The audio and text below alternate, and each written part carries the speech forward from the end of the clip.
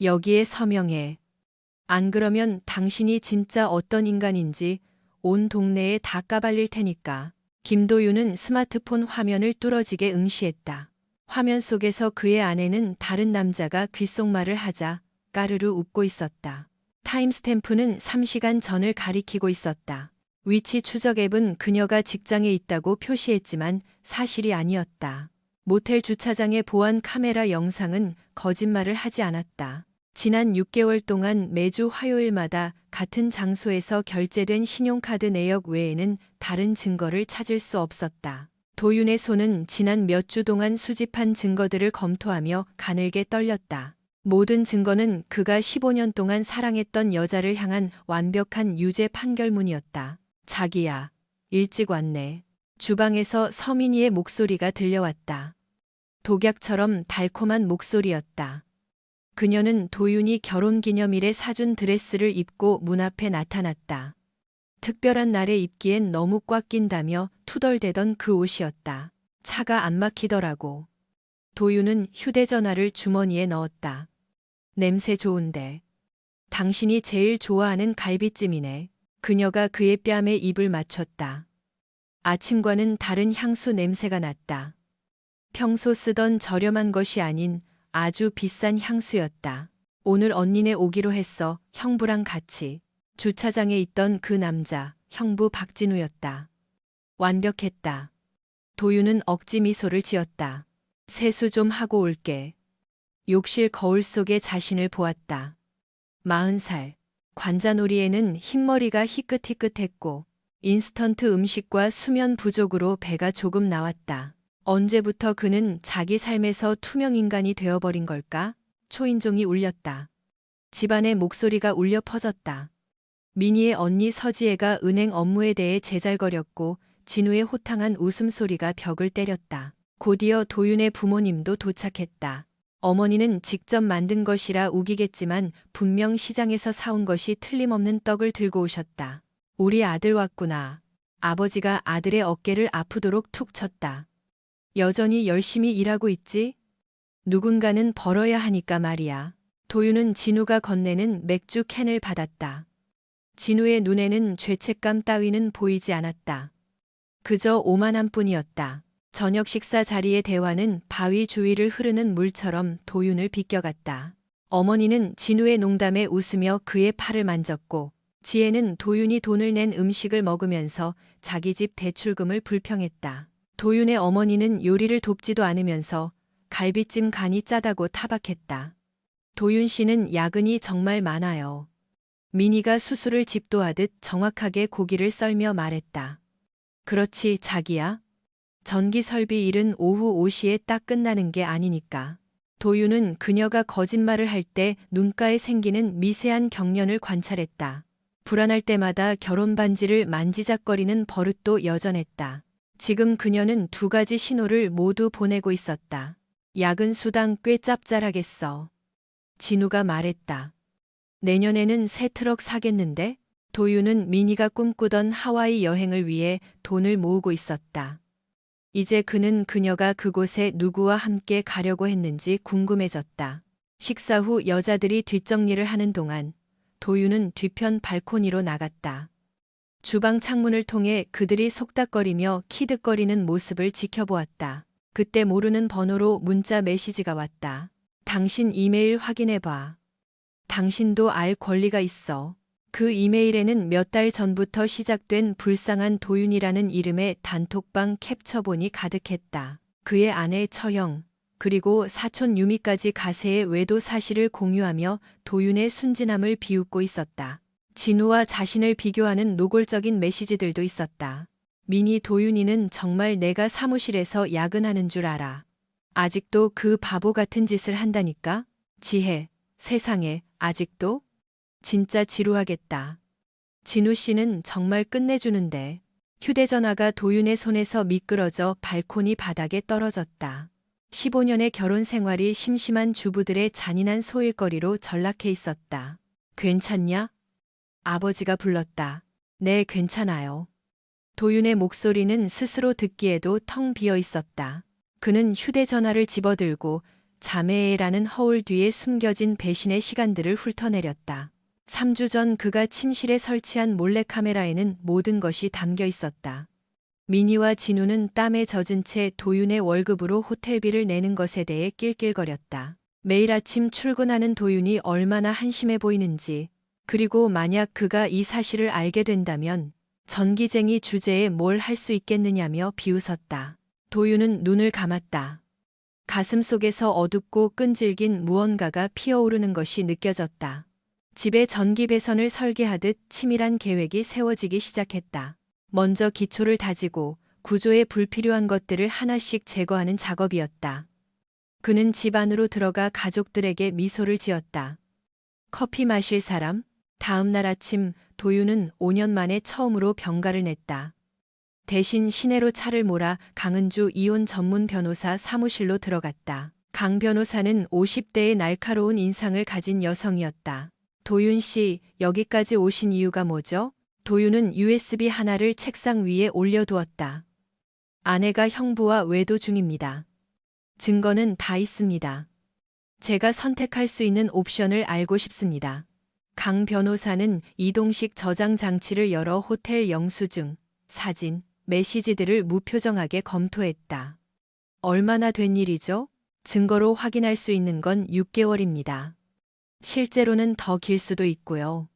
도윤의 목소리는 차분했다.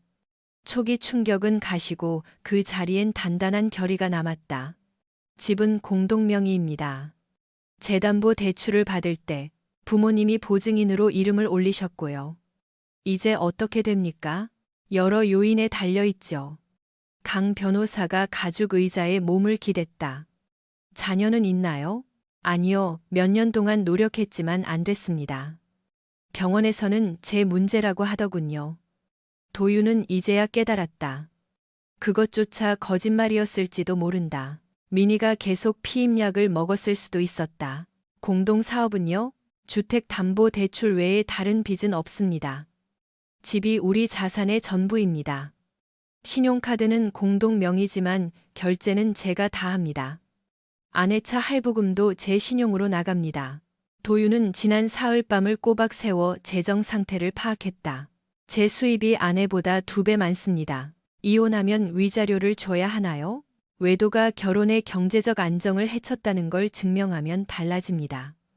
강 변호사의 미소는 칼날처럼 날카로웠다. 집 명의에 부모님 이름이 들어가 있다는 게 흥미롭군요. 부모님이 처음에 돈을 보태셨나요? 8년 전 계약할 때 2억만 원 정도 보태셨습니다. 그 뒤로도 부모님이 돈을 내셨나요? 아니요, 대출금, 보험료, 세금, 유지비는 전부 제가 냈습니다. 강 변호사는 노트에 메모를 했다. 제 생각은 이렇습니다. 외도를 사유로 이혼 소송을 제기하되 도윤 씨가 아내에 비해 얼마나 많은 재정적 기여를 했는지 기록할 겁니다. 그리고 그녀의 기만 행위가 혼인관계를 파탄냈음을 입증할 모델을 구축할 거예요. 집은 어떻게 됩니까? 그게 재미있는 부분이죠. 부모님이 투자금을 회수하겠다고 주장하시면 강제 경매나 매각을 요구할 수 있습니다. 수익금은 기여도에 따라 배분될 거고요. 강 변호사가 펜으로 노트를 톡톡 쳤다. 물론 부모님이 이 전략에 동의하셔야 합니다. 도윤은 저녁 식사 때 어머니가 하던 말과 자신의 노력을 무시하던 아버지의 태도를 떠올렸다. 아마 동의하실 것이다. 서류를 준비하죠. 그동안 도윤 씨는 은행 명세서, 영수증, 아내의 지출 증빙 자료 등 모든 걸 수집하세요. 누가 이 결혼 생활을 유지해 왔는지 증명하는 기록을 만드는 겁니다. 얼마나 걸릴까요? 아내가 저항하면 몇 달 걸리겠지만 외도 사실이 동네에 퍼지는 걸 원치 않는다면. 강 변호사가 어깨를 으쓱했다. 몇 주 안에 끝날 수도 있습니다. 변호사 사무실을 나오는 도윤의 마음은 몇 달 만에 처음으로 가벼웠다. 처음으로 계획이라는 것이 생겼다. 모든 것을 통제할 수 있다는 자신감이 생겼다. 그날 저녁 그는 철물점에 들렀다. 이번엔 전기 부품을 사러 간 게 아니었다. 그는 사설 탐정들이 쓰는 작은 디지털 녹음기와 보안 장치, 그리고 추적이 불가능한 새 휴대전화를 샀다. 집에 돌아오자 민희가 또 요리를 하고 있었다. 죄책감을 느끼는 사람들이 흔히 그러하듯 과하게 친절했다. 자기야, 안색이 좋네. 그녀가 뺨에 입을 맞추며 말했다. 덜 피곤해 보여. 오늘 좀 쉬었거든. 몇 년 만에 처음으로 병간했어. 도윤이 그녀의 얼굴을 빤히 쳐다보았다. 앞으로는 아내랑 시간을 좀 더 보내야겠어. 그녀의 눈에 공포가 스쳤다. 좋은 생각이지만 일 밀리면 안 되잖아. 나 며칠 없다고 회사가 망하진 않아. 도윤이 그녀의 허리를 감싸 안으며 끌어당겼다. 그녀의 몸이 살짝 굳었다. 우리 단둘이 여행 간 게 언제지? 당신 회사의 박 사장님네 프로젝트 때문에 바쁘다고 했지? 응, 박 사장님이 좀 까다로우시잖아. 거짓말이었다. 도윤은 이미 어제 그녀의 회사에 확인 전화를 했다. 박 사장이라는 거래처는 존재하지도 않았다. 그날 밤, 미니가 샤워하는 동안 도윤은 그녀의 노트북에 접속했다. 비밀번호는 결혼기념일과 첫 반려견의 이름 조합이었다. 보안의식이 전혀 없는 그녀를 위해 도윤이 직접 만들어준 번호였다. 외도의 기록은 사진, 영상, 향후 만남 계획까지 고통스러울 정도로 상세했다. 미니는 결혼 생활이라는 껍데기를 유지하면서 진우와 별개의 삶을 구축하고 있었다. 타임스탬프를 보니 도윤의 생일 저녁에도 그녀는 회사에 일이 터졌다는 핑계로 진우와 함께 있었다. 가장 충격적인 것은 지혜, 유미와 나눈 대화였다. 그들은 공동 계좌의 돈을 조금씩 빼돌릴 계획을 세우고 있었고 도윤의 생명보험금에 대해서도 논의했다. 미니, 도윤이는 너무 멍청해. 눈치챌 때쯤이면 난 이미 진우 씨랑 새로 시작할 돈 다 모아놨을걸. 지혜, 혹시 의심하면 어떡해? 미니, 에이, 김도윤이잖아. 내가 하는 말은 다 믿어. 원래 그런 애야. 도윤은 모든 것을 암호화된 하드디스크에 복사했다. 이것은 단순한 법적 증거를 넘어선 동력이었다. 그들은 그를 배신했을 뿐만 아니라 재정적, 정신적으로 파멸시킬 계획까지 세우고 있었다. 다음 날 아침, 도윤은 부모님 댁을 방문했다. 동네 사람들이 서로 속속들이 다 알고 소문이 뉴스보다 빠른 교회의 아파트였다. 도윤아, 웬일이니? 어머니가 가운 차림으로 문을 열었다. 무슨 일이니? 부모님께 드릴 말씀이 있어요. 중요한 일이에요. 아버지는 주방에서 세계 최고의 전기 기술자라고 적힌 컵에 커피를 마시고 있었다. 도윤이 몇 년 전에 사들인 선물이었다. 저 이혼합니다. 어머니가 들고 있던 컵이 식탁에 부딪혔다. 뭐라고? 왜? 미니처럼 착한 애가 어디 있다고. 미니가 형부랑 바람을 피웠어요. 몇 달, 아니 몇 년 됐을지도 몰라요. 도윤은 차분하게 말을 이어갔다. 증거도 다 있습니다. 확실한 거냐? 아버지의 목소리에 의구심이 서렸다. 결혼 생활이라는 게 고비가 있는 법이다. 도윤아, 쉽게 포기해선 안 돼. 미니는 처가 식구들과 우리를 비웃으면서 외도를 이어왔고 재산을 빼돌릴 계획까지 세웠어요. 도윤은 휴대전화를 꺼내 단톡방 캡처본을 보여주었다. 어머니는 할 말을 잃은 채 화면을 읽어내려갔다. 도윤에 대한 메시지는 잔인했고 부모님에 대한 메시지는 더 사악했다. 미니는 시부모를 눈치 없는 노인네들이라 불렀고 어머니의 요리와 아버지의 무용담을 비웃었다. 아버지의 주먹이 떨렸다. 이게 끝이 아니에요. 미니는 이혼할 때 재산을 최대한 뜯어낼 궁리만 하고 있어요. 우리 집 명의에 부모님 이름이 있는 걸 알고 그걸 이용하려 합니다. 우리가 그 집에 2억만 원이나 보탰는데. 어머니가 낮은 목소리로 말했다. 믿었는데. 알아요. 제가 8년 동안 대출금을 다 갚았지만 법적으로는 미니도 권리가 있어요. 도윤이 부모님 쪽으로 몸을 숙였다. 부모님이 투자금을 지키겠다고 나서지 않으시면요. 어떻게 하면 되냐? 아버지의 눈빛이 날카롭게 변했다. 변호사 말로는 부모님이 투자금이 0만 원의 8년치 이자를 청구하시면 집을 강제로 팔 수 있답니다. 수익금은 실제 기여도에 따라 배분될 거고요. 그렇게 되면 미니는 가져갈 게 거의 없을 겁니다. 도윤은 부모님의 눈을 똑바로 쳐다보았다. 하지만 두 분이 끝까지 제 편에 서주셔야 해요. 한 번 시작하면 돌이킬 수 없습니다. 진흙탕 싸움이 될 거예요. 부모님은 서로를 쳐다보았다. 수십 년을 함께한 부부만이 알 수 있는 무언의 대화가 오갔다. 마침내 아버지가 고개를 끄덕였다. 그 아이가 우리 모두를 속였구나. 대가를 치러야지. 도윤은 남은 일주일 동안 체계적으로 서류를 준비했다. 개인 계좌를 새로 개설하고 민희가 손대기 전에 월급을 옮겼다.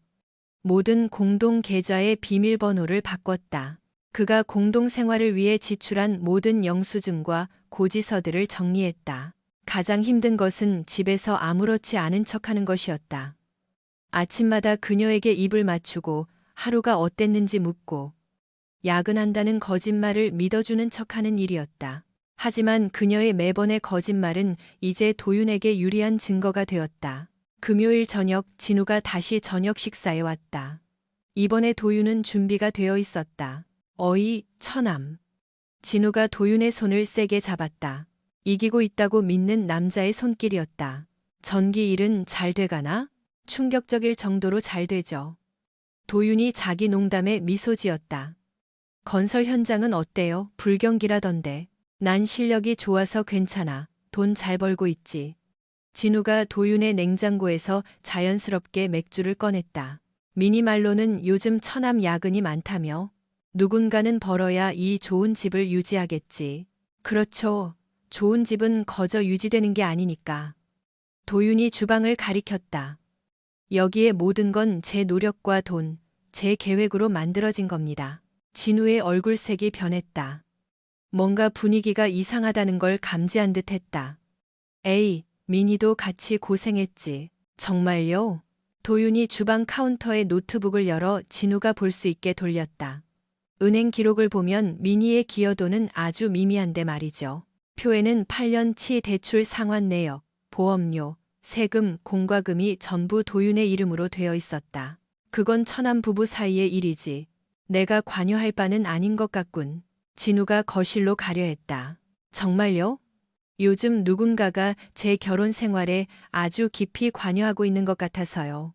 도윤이 노트북을 닫았다. 민희 남편도 아닌 사람이 말이죠. 무슨 소린지 모르겠네. 엘름 스트리트 달빛 모텔. 화요일 오후 237호. 도윤이 낮은 목소리로 속삭였다. 기억나세요? 진우의 얼굴이 하얗게 질렸다. 도윤아, 그게 그러니까.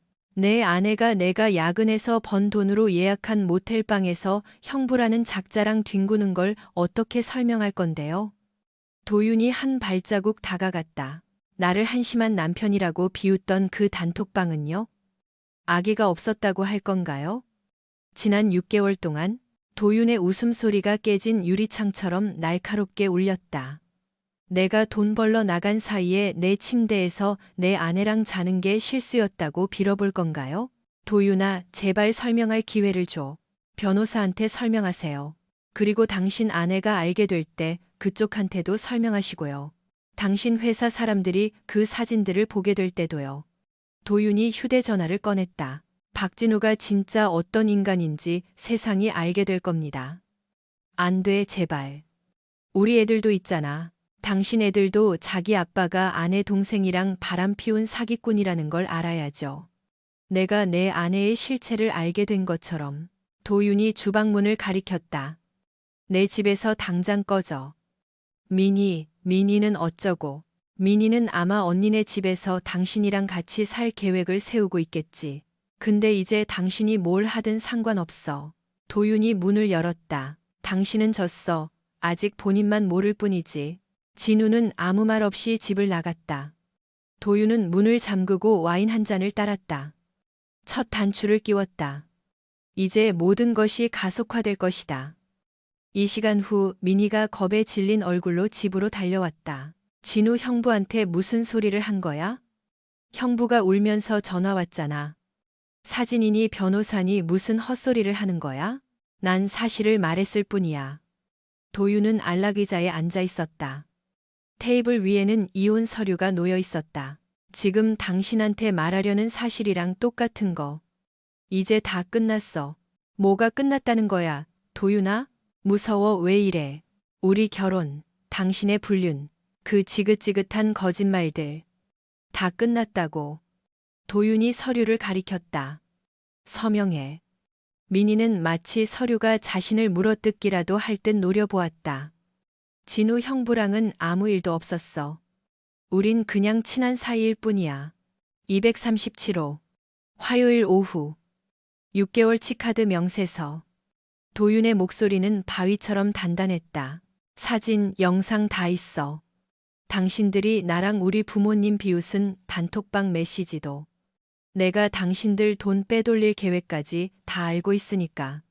도윤이 일어섰다. 서명해. 못해. 여기도 내 집이야. 당신 마음대로 나 못 쫓아내.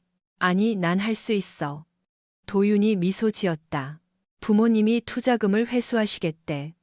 2억만 원의 8년치 이자까지. 이 집은 빚을 갚기 위해 팔릴 거야. 그분들이 어떻게 그래? 하실 수 있어. 이미 진행 중이야. 월요일 아침이면 집 앞에 매매 표지판이 붙을 거야. 도윤이 차키를 집어들었다. 서명하고 조용히 나갈지, 아니면 법정에서 당신의 그 추잡한 짓을 다 까발릴지 선택해. 어디 가는데? 모텔, 익숙한 장소잖아. 도윤이 문가에서 멈춰 섰다. 참고로 신용카드는 정지시켰어. 은행 비밀번호도 바꿨고, 돈 필요하면 그 잘난 형부한테 달라고 해봐. 그는 민희를 거실에 홀로 남겨두고 떠났다. 그녀의 손에는 이혼 서류가 들려 있었고, 이제야 배신의 대가가 무엇인지 깨닫기 시작한 듯했다. 달빛 모텔은 생각보다 낙지 않았다. 방은 깨끗했고 가격도 합리적이었으며 프런트 직원도 전문적이었다. 도윤은 일주일치 숙박비를 현금으로 결제하고 기다렸다. 오래 기다릴 필요도 없었다. 월요일 아침, 그의 집 마당에 금매 표지판이 세워졌다. 점심 무렵이 되자 민희, 처형지혜, 심지어 장모님으로부터 전화가 빗발쳤다. 도윤은 모두 무시했다. 화요일, 민희가 모텔로 찾아왔다. 도윤아, 제발. 대화 좀 해.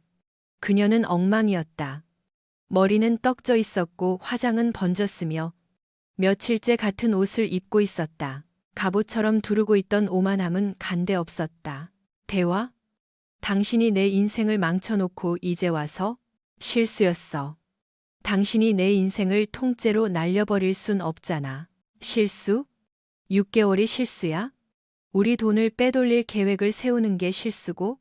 도윤이 문가에 기댔다. 내 월급 비웃으면서 그 침대에서 뒹구는 영상을 내가 다 봤는데. 내가 왜 당신을 용서해야 하지? 내가 잘못했어. 진우 형부랑은 끝냈어. 당신이 시키는 건 뭐든 할게. 서류에 서명해. 그게 내가 원하는 거야. 집값이 2억이 넘어. 당신 혼자 다 가질 순 없어. 지켜보면 알겠지.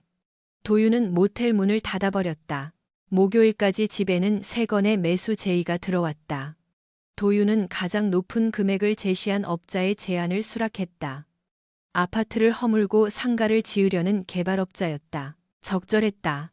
금요일에 민희는 지혜와 유미를 대동하고 다시 찾아왔다. 한때 그의 고통을 즐기던 새 여자였다. 도윤 씨, 좀 이성적으로 생각해. 지혜가 말했다. 민희가 잘못했지만 이건 너무 잔인한 복수잖아. 복수요? 전 이걸 정이라고 부르는데요. 도윤이 차갑게 말했다. 당신들 단톡방에서 나를 불쌍한 도윤이라고 부르며 낄낄댈 때는 재밌었죠? 이제 당신들 차례예요. 우리 그냥 여자들끼리 수다 떤 것뿐이야. 유미가 변명했다. 도윤은 휴대전화를 꺼냈다. 민희가 우리 어머니를 말라비틀어진 노인네 라고 부른 영상도 같이 틀어줄까요? 이제 그만 가세요. 도윤아, 제발. 말귀를 못 알아듣는 모양인데 이 결혼은 끝났고 집은 팔렸습니다. 민희, 당신은 입고 있는 옷 외에는 아무것도 못 가져가요. 진우 형부가 챙겨주지 않는 이상 말이죠.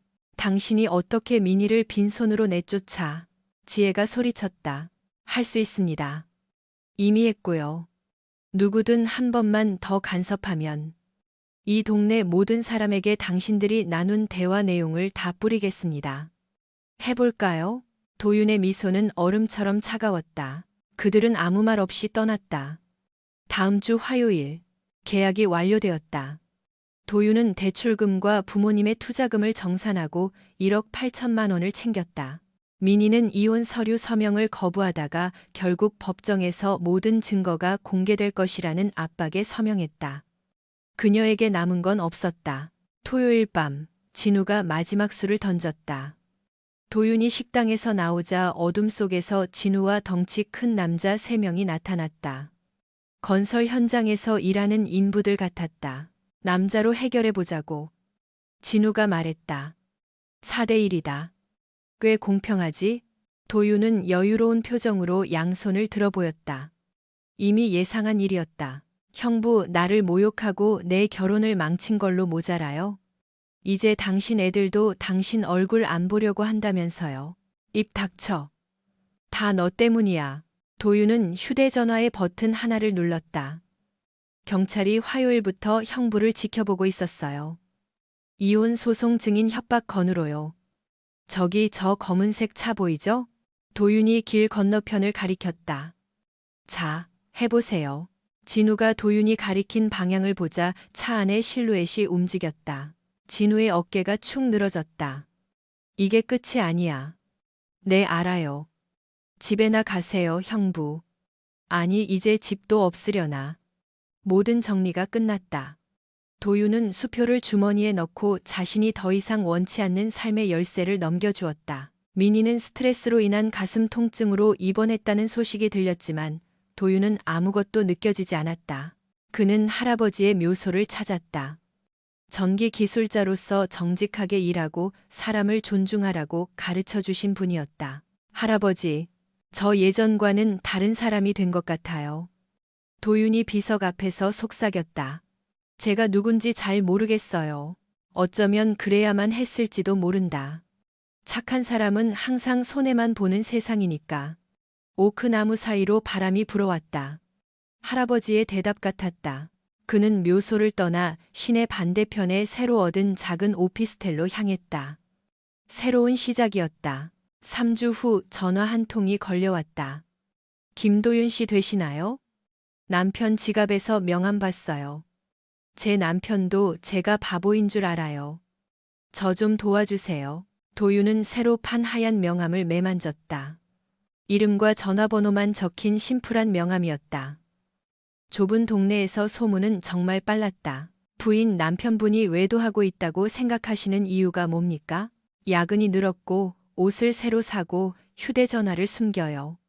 여자의 목소리는 차분했지만 그 안의 고통이 고스란히 전해졌다. 저를 멍청이 취급하는 그 인간이 대가를 치르게 하고 싶어요. 도윤은 가슴속에서 익숙한 어둠이 차오르는 것을 느꼈다. 배신자들이 자신의 선택에 대한 대가를 깨닫게 해주고 싶은 욕망. 부인, 제가 도와드릴 수 있을 것 같습니다. 6개월 후 김도윤은 번창하는 가정문제 컨설팅 회사를 운영하고 있었다. 그는 배신당한 배우자들을 도와 증거를 수집하고 자산을 보호하며 법 테두리 안에서 복수를 계획했다. 그의 명성은 은밀한 속삭임을 타고 널리 퍼졌다. 민희는 진우와 함께 다른 지방으로 떠났지만 진우는 직장과 가족을 잃고 비참하게 지낸다는 소문만 들려왔다. 도윤의 새 사무실은 시내 중심가의 깔끔한 빌딩에 있었다. 가족 사진도 개인적인 물건도 없었다. 오직 타인의 배신으로 가득 찬 서류함과 그들을 파멸시킬 계획을 세우는 책상뿐이었다. 어느 화요일 오후 문을 두드리는 소리가 들렸다. 도윤이 서류에서 고개를 들자 불투명 유리 너머로 익숙한 얼굴이 보였다. 처제였던 지혜였다. 도윤은 천천히 문을 열었다. 안녕, 지혜씨. 도윤. 아니, 형부. 저 좀 도와주세요. 지혜는 예전보다 훨씬 늙고 지쳐 보였다. 옷은 비싸 보였지만 구겨져 있었고 화장은 피로를 가리지 못했다. 무슨 도움? 우리 남편요. 아무래도 바람을 피우는 것 같아요. 도윤은 헛웃음이 터질 뻔했다. 운명의 장난치고는 너무나 완벽했다. 하지만 그는 냉철하고 전문적인 표정을 유지했다. 들어와요. 지혜는 수많은 배신당한 배우자들이 앉았던 그 의자에 앉아 지갑을 만지작거렸다. 언제부터 의심했죠? 3개월쯤 됐어요. 사람이 달라졌어요. 숨기는 게 너무 많고. 지혜가 마침내 그를 쳐다보았다. 저 미워하시는 거 알아요. 우리가 형부한테 한 짓 정말 잘못했어요. 하지만 갈 데가 여기밖에 없어서요. 내가 당신을 미워한다고 생각해요? 단톡방에서 했던 말들. 우리가 형부 취급했던 거. 지혜의 목소리가 떨렸다. 미안해요. 정말 미안해요. 도유는 의자에 몸을 기대고 그녀를 관찰했다. 자신의 결혼을 조롱하고 배신을 방관하며 즐거워하던 여자였다. 남편의 행동 변화에 대해 자세히 말해봐요.